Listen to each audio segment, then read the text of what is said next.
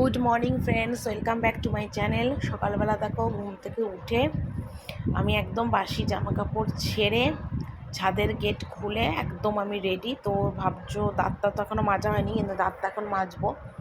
তো দাঁত মেজে তারপরে আর কি বাকি কাজ শুরু করব। কিন্তু সকালবেলা তো ঘুম থেকে উঠে আগে দাঁত না মাজলে আমার হয় না। আমাকে ফার্স্ট মর্নিংয়ে দাঁত মাজা, মুখ ধোয়া, এটা আমাকে করতে হবে, আর খালি পেটে জল খাওয়া, তো এটা করতে হবে। আর আজকে যে ছাদে এত রোদ উঠেছে যে ছাদে ঘুরে ঘুরে রোদে দাঁড়িয়ে দাঁত মাজতে পারলাম না। তো সেই জন্য কী করলাম, যে গেটের সামনে উঁচু জায়গায় বসে দাঁত মাজছি।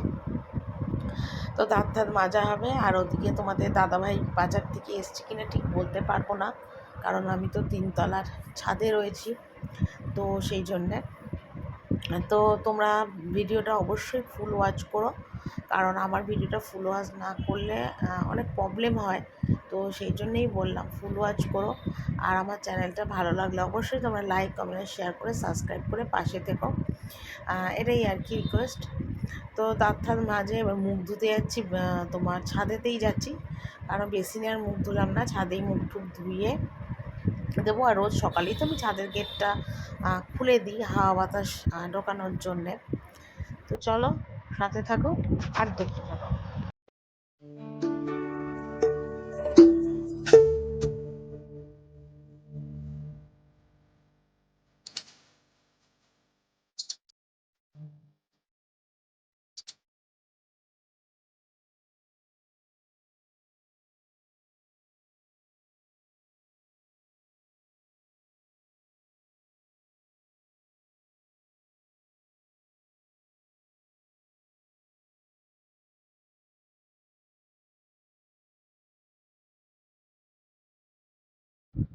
তো ঘরে এলাম, তো ঘরে এসে না চুলটা দেখছি একদম উস্কো খুস্কো হয়ে রয়েছে, একদম মানে উলট পালট, মানে ঘুমিয়েছি যে রাত্রে, চুল একদম বিচ্ছিরি টাইপের হয়ে রয়েছে। তো এখন জ্বর ছাড়ানোর টাইম নেই, কারণ জ্বর ছাড়াতে গেলে আমার অনেকটাই দেরি হবে। আর আমার চুলটা না খুব ভারী, তো চুল মানে জ্বর ছাড়াতেও অনেকটা টাইম লাগে। তো সেই জন্য চুলে আর এখন জ্বর ছাড়াবো না, এমনি সামনেটা একটু ভালো করে আঁচড়ে নিলাম, না দেখতেও একটা কিরম বিচ্ছিরি লাগে। মানে চুল যদি ওরকম হয়ে থাকে না এলোমেলো, একটা বিচ্ছিরি লাগে দেখতে। তো চুলটা একটু আঁচড়ে একটু জল খেয়ে নিচ্ছি খালি পেটে। খেয়ে এবার আমি যথারীতি জায়গা মতো স্থান রান্নাঘর, সেখানে আমি চলে যাব। তো চা টা খেয়ে ফুল এনার্জি নিয়ে এবার রান্নার কাছে হাত দিয়েছি। তো ভাত হয়ে গেছে আমার, আর ডাল হয়ে গেছে, এগুলো সবই আমার হয়ে গেছে। তো এখানে দেখো পটল ভাজছি, আলু ভাজছি, আর ওদিকে বেগুন ভাজছি। তো দেখো এখানে পালং শাক কেটে নিয়েছি ঝুড়ি ঝুড়ি করে, এটা পালং শাক যেন ভাজা হয় সেটা হবে। আর এখানে দেখো পাঁচ তরকারি বসিয়ে দিয়েছি, বড়িটাও দেখো ভেজে একদম রেডি করে নিয়েছি। তো এখানে কুমড়ো, আলু, বেগুন, মিষ্টি আলু, পটল, পালং শাক সব দিয়ে একটা পাঁচ তরকারি যেরকম হয় আর কি, তো সেটাই করবো। তো এটা বসিয়ে দিয়েছি তরকারিটা নুন হলুদ দিয়ে।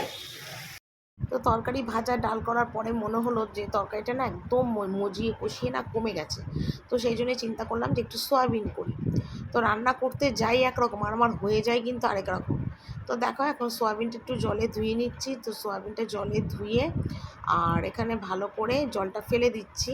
আর এক হাতে ফোনটা ধরে রেখেছি, তো যার জন্য আমার খুব অসুবিধাও হচ্ছে, মানে কীভাবে যে আমি এই জলটা ফেলবো ঠিক বুঝতে পারছি না। আর এখন আমি ইন্ডাকশন ওভেনে গরম জল বসিয়েছি, তো গরম জল দিও না আরেকবার সয়াবিনটা আমি দেবো। তাহলে কী হয় বলো তো, সয়াবিনের যে একটা বুনো বুনো বাজে বাজে কিরকম একটা গন্ধ হয় না, সেটা দূর হয়ে যায়। আর রান্নাটা করলেও কোনো গন্ধ হয় না, বেশ টেস্ট লাগে খেতে। তো দেখো একটু কায়দা করেই আর কি জলটা ঝরিয়ে নিলাম।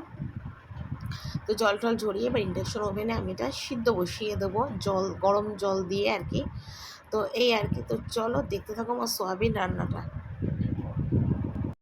তো এদিকে দেখো সয়াবিন রান্নাটা আমি মানে মশলা টশলা দিয়ে একটু কষিয়ে দিয়েছি, আর কালারটা খুব সুন্দর এসছে, একটু কাশ্মীরি লঙ্কার গুঁড়ো দিয়েছি, তো সেই জন্য খুব সুন্দর কালারটা এসছে। দেখো সয়াবিন রান্নাটা হয়ে গেছে, আর যেন একদম মনে হচ্ছে মানে মাংসের ঝোল এরকম মনে হচ্ছে। তো যাকে খেতেও খুব টেস্ট হয়েছিল আজকে সয়াবিন। তো রান্নাবান্না আমার পুরো কমপ্লিট। তো রান্নাবান্না কমপ্লিট করে একদম আমি এবার গ্যাস ট্যাস মোছার কাজ ধরে ফেলছি। তো গ্যাস ট্যাস, সিঙ্ক, তারপর তোমার টাইলস সব এগুলো ভালো করে একটু মুছে নেবো, রোজকার মতন মুছে ঠুচে তারপর আর কি আমি উপরে যাব। তো এই আর কি। আর টুকটাক বাসন ছিল, তো সেগুলো না আমি মেজে ফেলেছি, তো বাসন টাসন মেজেই একেবারে এই কাজগুলো আর কি করে নিচ্ছি। তো আমার মনে হয় বাসন মাজাটা না একটা বিশাল বড় কাজ, তো সেটা সেরে নিয়ে যদি এগুলো করি তো আমার সুবিধা হয় আর কি। তো আমার কাজটা এরমভাবেই সুবিধা করেই আমি আর কি করি আর কি পরপর। তো সকাল থেকে কিন্তু আমি একটা মুহূর্তের জন্য এখনো পর্যন্ত বসিনি, কন্টিনিউ কিন্তু আমি হাঁটার মধ্যেই কাজ করছি, বসার মধ্যে তরকারি কাটলাম। তো এই সব করতে করতে কিন্তু এখন প্রায় বেলা 1টা 1:30 মনে হয় বেজে গেছে। তো প্রতিদিনই তো আমার সেটাই হয় আর কি। আর চান করতে করতে 3টে 3:30 বেজে যায়। তো যাকগে, তো চলো এরপরে কি করি না করি সেটাও তোমরা দেখতে থাকো আর সাথে থাকো।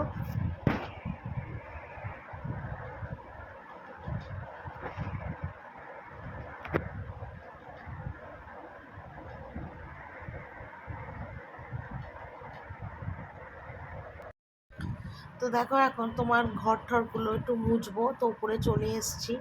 তো এসে যেরকম রোজকার মতন রোজ করি এই আর কি। আর আজকে না প্রচণ্ড রোদ উঠেছে, প্রচণ্ড রোদ। আর ভীষণ গরম পড়েছে, ভীষণ গরম, মানে কি বলবো, তোমরা দেখেও বুঝতে পারছো যে বারান্দায় কতটা রোদ এসছে, আমার গায়ের ওপর নাইটির ওপর কীরকম মানে আর কি রোদ পড়েছে আর কি। তো যাকে, তো গরম বলে তো আর কাজ আমার থেমে থাকবে না, আমার যেটা রোজকার কাজ সেটা আমাকে করতেই হবে, শীত গ্রীষ্ম বর্ষার যেটাই হোক না কেন। তো চলো দেখো আমার ঘর টরগুলো আমি মুছে টুছে নিচ্ছি আর কি। আর ঝাড় তো সকালেই দিয়ে রেখেছিলাম, তো এখন মুছে নিচ্ছি। তো কদিন ধরে না মানে কি বলবো তোমাদের, শরীরটাও না খুব একটা মানে ভালো নেই, ভালো নেই বলতে কি বলো তো, মানে শরীরের কাজে না আমি কোনো এনার্জি পাচ্ছি না। কি হয়েছে কে জানে, গরম পড়েছে বলে না কি কে জানে, নাকি একভাবে সমস্ত কাজকর্ম করছি, সেই জন্যে রেস্ট নেই, বিশ্রাম নেই, সেই কারণে ঠিক বুঝতে পারছি না যে মানে কেন আমার আর কি এরকম আর কি লাগছে শরীরটা। তো যাকে, কাজে এনার্জি নিয়েই না থাকলেও আমাকে করতে হবে, এটাই হলো আর কি নিয়ম। তো কেউ তো আর বোঝার নেই, আর করবেও না, তো আমাকেই করতে হবে। তো চান টান করে যথারীতি ওপরে চলে এলাম, আর অনেক জামা কাপড় ছিল, তো সেগুলো কাচলাম। আর কি বলতো, একদিন যদি জামা কাপড় না কাচি আমার না রাশিকৃত জামা কাপড় জমে যায়, আর আমাকেই সব তখন করতে হয়। তার থেকে কী বলতো, রোজকার জামা কাপড় রোজ কেচে নেওয়াটাই ভালো।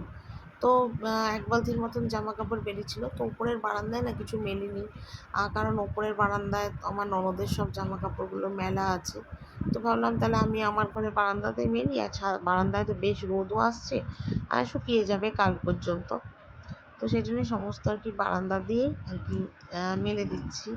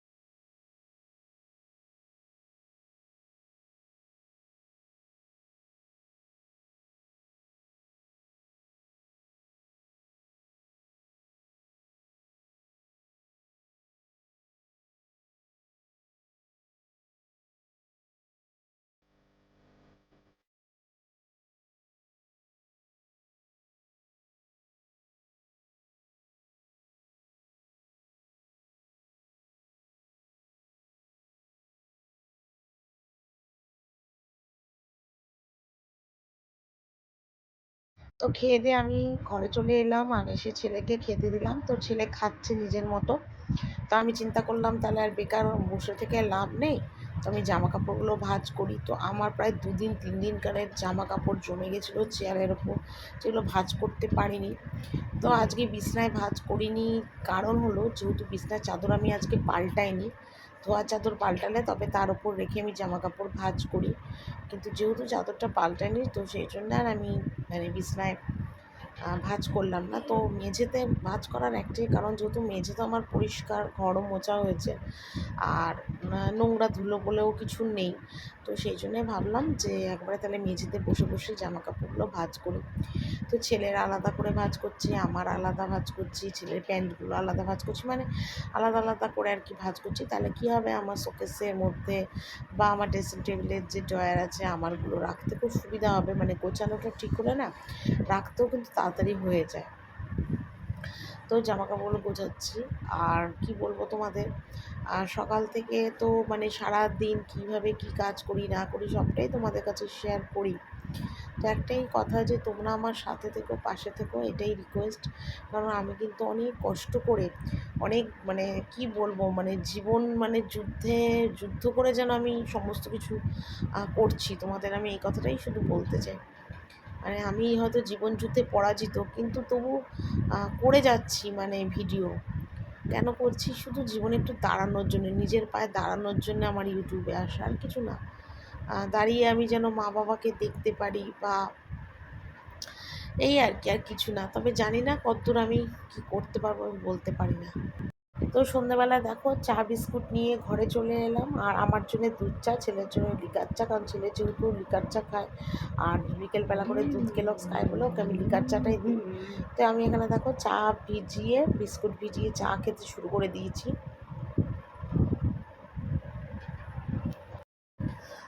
তো সন্ধেবেলায় চাটা খাওয়ার পরে নিচে নামলাম। তো নিচে নেমে এখন আমি বাসনগুলো গুছোচ্ছি।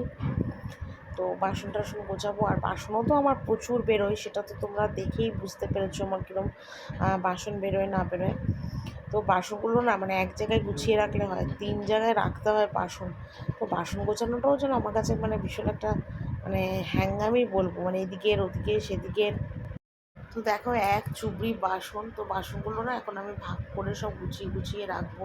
তাহলে কি হয় বলো তো, অনেকটাই সুবিধা হয়। তো আজকে রাত্রিবেলাতে লুচি আর পনির রান্না হবে। তো অনেক দিন পরেই তোমাদের দাদাভাই পনিরটা এনেছে।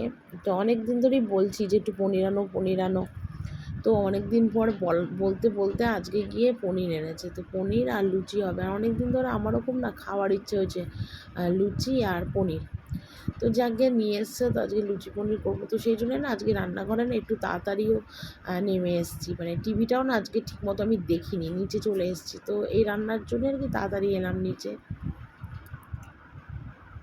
তো আমুলের পনির নিয়ে এসছে।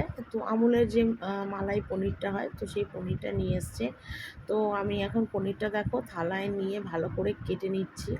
আর কি হয়েছে বলতো, ফ্রিজে রাখা ছিল, তোমাদের সকালবেলা নিয়ে এসেছিলো, আর ফ্রিজটা বন্ধ ছিল, যার জন্য পনিরটা না দেখছি একটু জল জল ছেড়েছে, মানে নষ্ট হয়নি, মানে একটু ফ্রিজে রাখলে বেশ শক্ত শক্ত থাকতো। তো দেখো ছুরি দিয়ে আমি কেটে নিচ্ছি। আর আমি না এই আমুল পনিরটা পিস করলে 20 পিস হয়। অনেকের আছে 24-25 পিসও করে, কিন্তু আমি ঠিক করি না। 20 পিস 18 পিস এরকমই করি, মানে একটা পনির, দুটো পনির, চারটে পনির খেলেই এনাফ আর কি। তো এরমভাবেই আর কি পিস করি।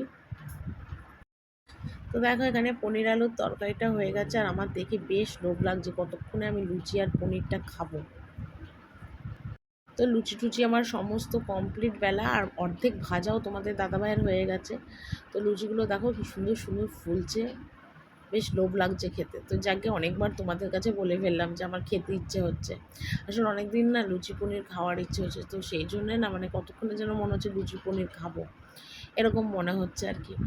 তো চলো আজকের এই লুচি ভাজা দেখতে দেখতেই আজকে করতে করতে আর তোমাদের দেখতে দেখতেই আজকের ভিডিওটা এখানেই শেষ করি। কালকে আবার একটা নতুন ভিডিও নিয়ে হাজির হব। তোমরা সবাই খুব ভালো থেকো, সুস্থ থেকো, টাটা, গুড নাইট।